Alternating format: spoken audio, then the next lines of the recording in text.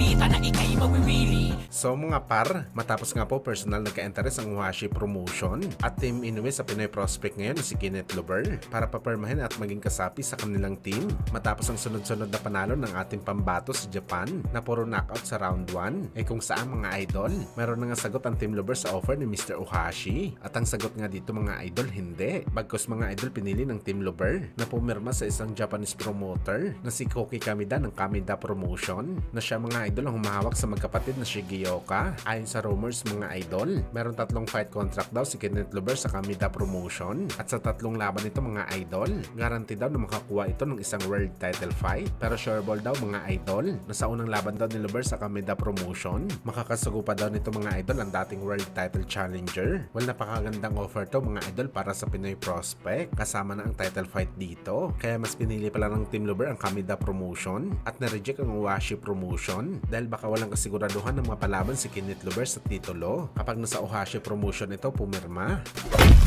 Samantala sa umiinit nga po na kwentuhan patungkol sa comeback fight ng ating pambansang kamao Manny Pacquiao kalaban si Mario Barrios sa July, kung saan mga idol, mas lalong umiinit pa ang kwentuhan ng mga Pinoy boxing fans sa laban ni Pacman matapos lumabas ang rumors mga idol na sakaling matuloy daw ang Barrios kontra kay Pacman sa WBC title fight. Garantiya daw mga idol na mapapalaban ang ating pambato na si Mark Magsayo sa undercard ni Boss Manny. Kalaban nga itong si Eduardo Hernandez. Bagamat hindi lang daw ito mga idol, maski ang ating Olympic bronze medalist na si Felix Humor Marshall mapapalaban din daw sa undercard. Grabe, dito pa lang mga idol, paldong-paldo na makikita natin sa bakbakan. Bukod sa bugbugan na masaksihan natin sa laban ni Pacman at Magsayo na talagang expected na natin to mga idol, may Humor Marshall pa pala. Kaya sana matuloy ang event na to mga idol. Pinoy pride talaga to kapag nangyari. Mas lalong gaganda pa to mga idol kung kasama pa si Wonderboy sa undercard. Another history na naman ito sa libro ng Philippine Boxing.